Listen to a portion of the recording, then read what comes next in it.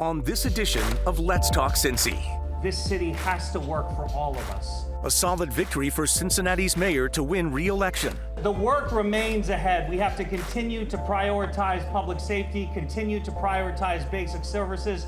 And familiar faces return to City Council with one new addition. This council has been leading every single day, making the hard decisions to create a growing and prosperous Cincinnati. And so let's make some noise for these council candidates who worked so hard over these 4 years. From WLWT, this is the Emmy Award-winning show, Let's Talk Cincy, presented by Western and Southern Financial Group. Put our financial strength behind you. Hello, everyone. I'm Curtis Fuller, and welcome to Let's Talk Cincy. And today with me is Mayor Aftab Purival. First of all, it's good to see you. Good to see you. I didn't know this was an Emmy Award-winning program.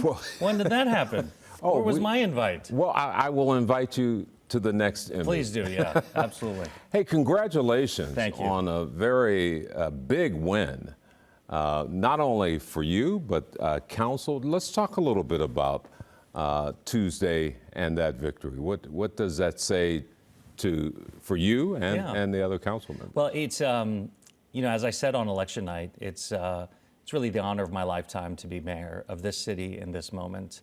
I'm incredibly humbled by the result and the margin. I'm very excited about the opportunities ahead, and Curtis, really just excited to just get back to work. As I mentioned in our council meeting yesterday, we're not here to run for office, we're here to govern. And given the opportunities, but also the challenges that we face, this council and I are going to continue to be laser focused on what this city needs. We need to continue to prioritize public safety. We've got to double down on basic services like snow removal and potholes, of course. But we also have to keep our eye on the horizon and making sure that we're growing our community. And as we grow, that benefits all of us and not just some of us. And I'll just say briefly about council, it's incredibly touching and inspiring that our council ran on their record, ran on their ability to change the culture in City Hall from grandstanding and personal attacks to just getting the work done. And their record of tripling affordable housing, of making historic investments into our police recruit classes to make sure that we have enough men and women on the streets to prioritize safety, their investments into businesses, which has increased our investment and increased our population. The future is bright, and I'm so grateful that the residents of Cincinnati saw that. It's been a challenging year for our community, there's no doubt, but electing this team of people who understand those challenges and are on their front foot to try and make the city better, it's very humbling and fulfilling. The previous election, when you had a full slate of Democrats on council, there was some criticism of that, even though people voted for the individuals. And I would imagine many thought that we wouldn't see that repeated this time. But you have a full slate of Democrats and one new gentleman, Ryan James, 29 years old. Wow. Congratulations to him. Again, what does that say about the voters? Because the result does seem different from what I was hearing. Well, I think a couple of things. Number one, Twitter's not real life. Number two, sometimes what the media is focusing on isn't necessarily what the voters or the residents of Cincinnati are focusing on. And that's what, I try to remind myself that, every day my job is to deal with the various challenges that we're facing daily, but to really be focused on long-term solutions to these challenges that we're facing. And look, it is true that all 9 Democrats are on City Council, but, I can speak for them and for myself to say, Curtis, one of the best things about this job is that it's really not partisan. Mayors are fond of saying a couple things. Number one, that there's 3 political parties in this country, Republicans, Democrats, and mayors, that there's no Republican or Democratic way to fill a pothole. And while those are cliches, there's truth to that. This is a very liberating office, and so is council, because you're not interested in the Democratic or Republican idea. You're interested in the best idea. And some of the most consequential but also challenging things we've done, like zoning reform, that's actually inherently a conservative idea. deregulating in order to allow the market to build more housing, build more small businesses. And so, whatever the solution is necessary, this council and I will be interested in working with anyone at any level to fix it. And I think our collaboration with the governor, with the Highway Patrol coming down to the city, our partnership with Bernie Moreno, the senator from Ohio, even though the senator, as you remember, called on me to resign, called on Congress to defund the city. We're working together, right? And that's what the voters, I think, expect, no matter what your political party is. Yeah. All right. We're going to take a break. We've got a lot to talk about. Take a break, and we'll be back in a moment.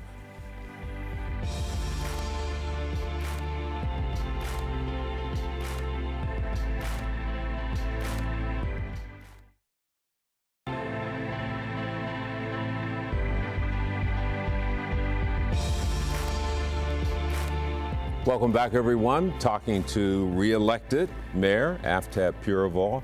I have to ask you about the big story that's been going on over the past really several weeks, and that's Chief Terry Thiege and her removal temporarily, at least.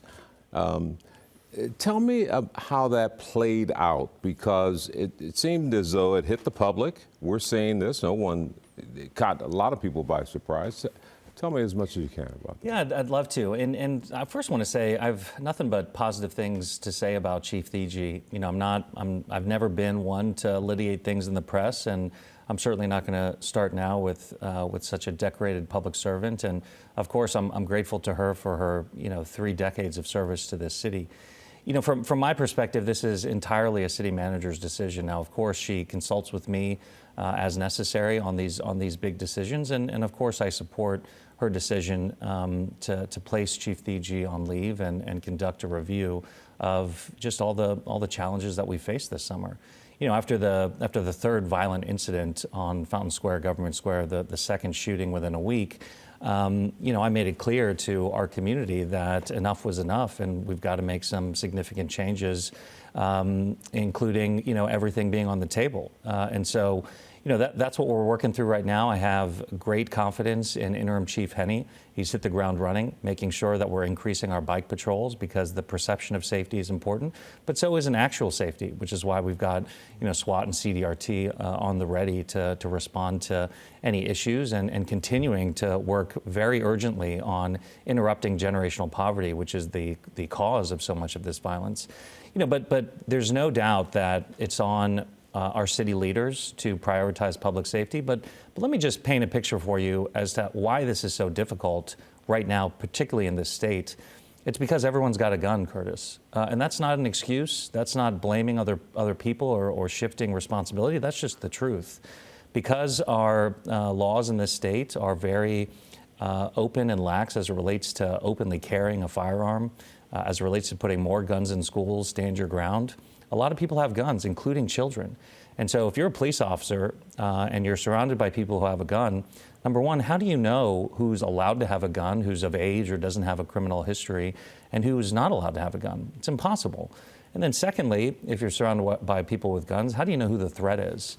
And so when you see the violence that's casually happening, not just in our city, but in other cities across the country, it's not necessarily tied to the drug trade or tied to gang activity. The most recent shooting we had on Fountain Square, it was a group of 5 teenagers getting into an argument about a girl. And then instead of, pushing and shoving or just yelling at each other, they started firing guns at each other. That's a very hard public policy to fix. We're doing, of course, working very urgently to do just that, fix it. But it's a real challenge, and we need partnership at the state and federal level as well. Yeah, back to Chief Thiege, you had mentioned, I heard you say publicly, that this could play out for a couple of months now. Yeah. Is it a reality that she could come back into that position? Yeah, I think it depends on the review, and it depends on the city manager's decision. And of course, I'll take a dispassionate look at all the information once it's presented. But, we've got to be very clear that public safety is our top priority, that, the voters held me accountable on Tuesday for the direction of the city, including public safety, given how much of of a topic it was, and that goes for every single person in the city. So we'll of course take a review of it. It'll be transparent and open, and the city manager will make a decision. And one final point on this. Please. I think the public isn't always aware of our form of government in Cincinnati, and so you have the mayor, you have council, which is legislative, and then you have the city manager who really runs the management of the city, and that's played out in a situation like this. Yeah, you know, we take our form of government very seriously, and we don't have a city manager form of government, and we don't have a strong mayor form of government. We have a hybrid. Some call it a stronger mayor, but it definitely it's unique. It confuses the public a lot, but here's the bottom line.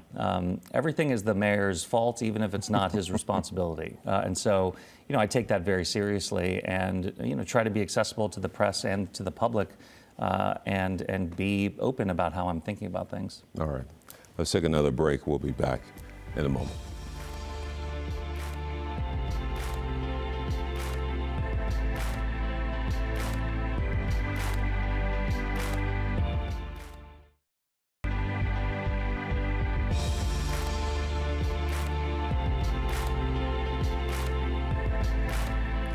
Welcome back. Talking to Cincinnati's mayor. You know, there are so many issues, and you've pointed out those issues, but crime seems to rise to the top constantly. You mentioned the relationship between bringing in state officials.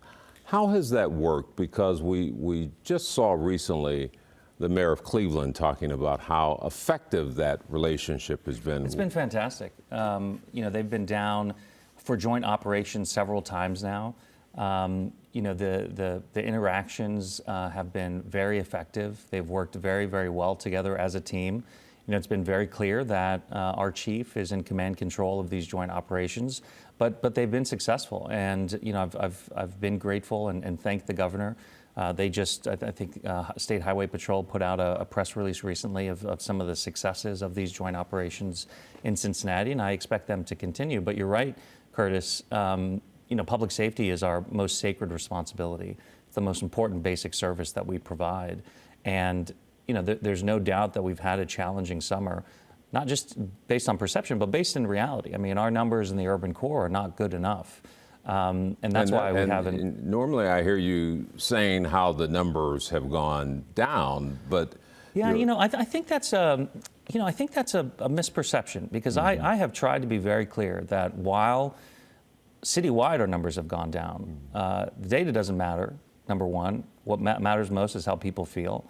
And that's why we've been on our front foot about walking patrols, for example. Now, these are not the most popular thing in the ranks of our public safety professionals, but they're important, and the public loves it.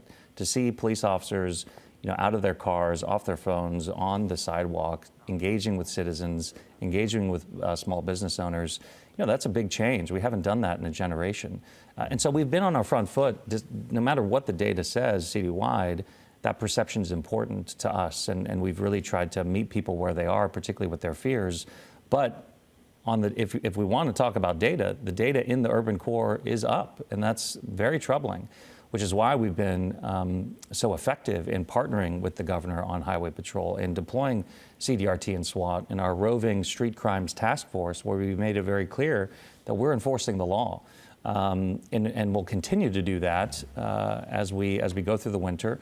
And then, you know, I think people can expect a pretty strong deployment, you know, starting around opening day in the spring, so that we're, again, on our front foot and we're ready for generally the cycle is that crime goes up in the summer. And so if we can be on our front foot, prepared for that this spring, going into this coming summer, you know, I think people will see a real difference. I'm going to show the video that you're probably tired of seeing. This brawl from over the summer, it really launched an image of the city nationwide that I know citizens and elected officials did not want to see. But it did create this dynamic division throughout the city. Talk a little bit about that. Well, it didn't happen by accident. I think sometimes when we talk about this, we just kind of take for granted why it became so divisive and why it became a national story. And it was made to be divisive, and it was made to be a national story by MAGA voices like Alex Jones, who have nothing to do with our city, but either was trying to make some political statement given the mayor's election, or was just trying to sow division. And what I'm really proud of is this city held together, that we remembered our history, we remembered what brought us together to create the national model for problem-solving oriented policing in the collaborative agreement. We fought back against voices who were trying to dismantle that, trying to push us further apart, trying to make us scared of each other. And we did what we always do in those trying times. We came together. But even former Mayor Charlie Luken had said, if in fact, apparently there's some additional video that's come out that shows the brawl in advance of what we've been showing, he even questioned whether or not that violated the collaborative agreement. Yeah, you know, I am going back to our earlier conversation about what our form of government is. You know, I'm not involved in the investigation of these crimes, in the charging of these crimes, or then, of course, in the prosecution of these crimes. I had not seen that video. My understanding is that it was always part of the record, that the investigators, that the prosecutors, and then, once appropriate, the defense counsel was given that video. And so while it was new to the public, it certainly wasn't new to our police department or the prosecutor's office. And so I'll leave it to them to decide, you know, when it was made public and why it was made public. But I'll just say that from the very beginning, my goal was to make sure that anyone engaged in violence was held accountable. I don't care if it's a fight or if it's a shooting. You know, we take a very hard stand on violent crime, and we don't want it. But I think the larger narrative around Cincinnati that was pushed to the national folks, you know, was obviously unfair, was not a true depiction of Cincinnati. And, you know, at the end of the day, I think this election was about who really believes in Cincinnati and who loves Cincinnati and who's got Cincinnati's back. And I'm not interested in winning elections by running down our city. And I think people saw that. Yeah. Talking about the city, we're going to take our final break and then just talk about what you have planned for the upcoming term. Yeah. All right. We'll be back in a moment.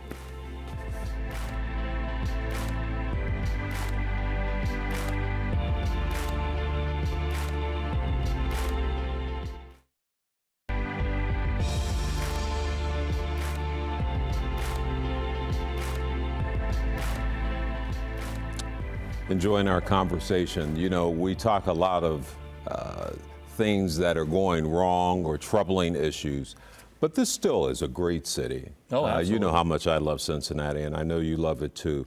Talk a little bit about what you hope to do over the next 4 years. Well, you know, what I hope to do is continue to focus on what we've been focusing on. Look, I think our number one priority continues to be public safety, and under that umbrella, basic services.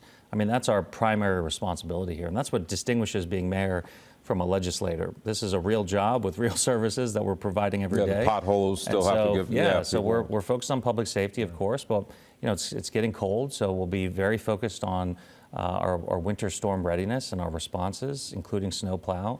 We'll be very focused on the resulting pothole season after the snowplow season, and continue to really focus on those basic services. But again, we've got to continue to keep our eye on the horizon.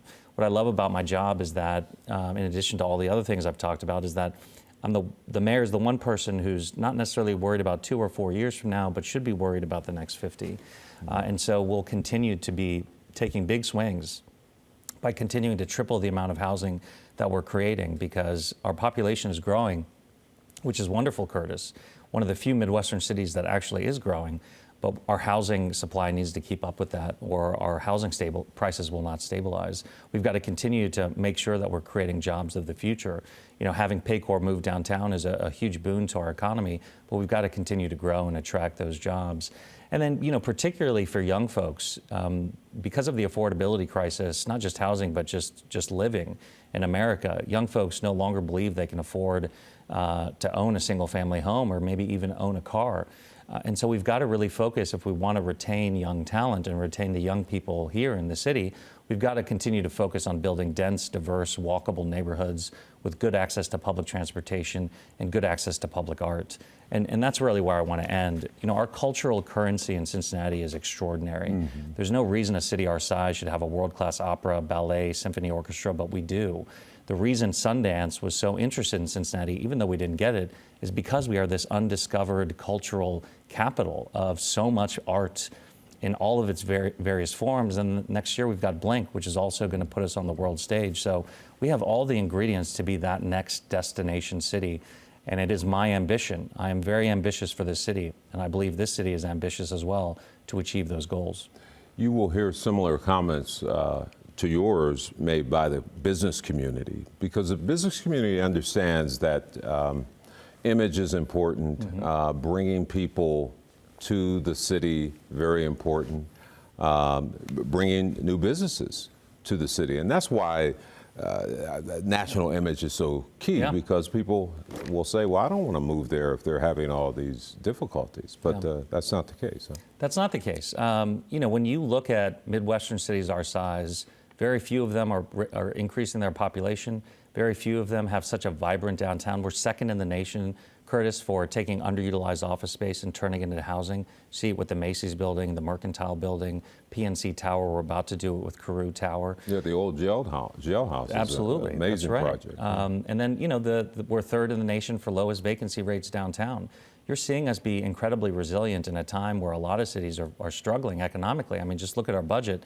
We've balanced our budget for 4 straight years. We've had a surplus for 4 straight years, on top of the fact that we created a $1.6 billion trust fund for our existing infrastructure. You know, from a financial perspective, from a growth perspective, and just from a vibrancy and brand perspective, the city is doing extraordinarily well. And mayors from around the country are really jealous of our success and are stealing a lot of our best ideas. The future is incredibly bright. We have short-term challenges, there's no doubt. We take them very seriously. But, you know, I am very proud of us and very excited about the future we're going to create together. Yeah, well, congratulations again. Our paths cross quite frequently. That's right. You're always emceeing the best events, Curtis. And you're always at those best events. But no, seriously, congratulations. Good luck over the next few years. Yeah. I know that, and thank you for always being so willing to come and just chat and talk. My pleasure. About what's going on. Okay. Well, that does it for this edition of Let's Talk Cincy. I'm Curtis Fuller. We'll see you next time for another edition. Until then, have a good day and a better day tomorrow.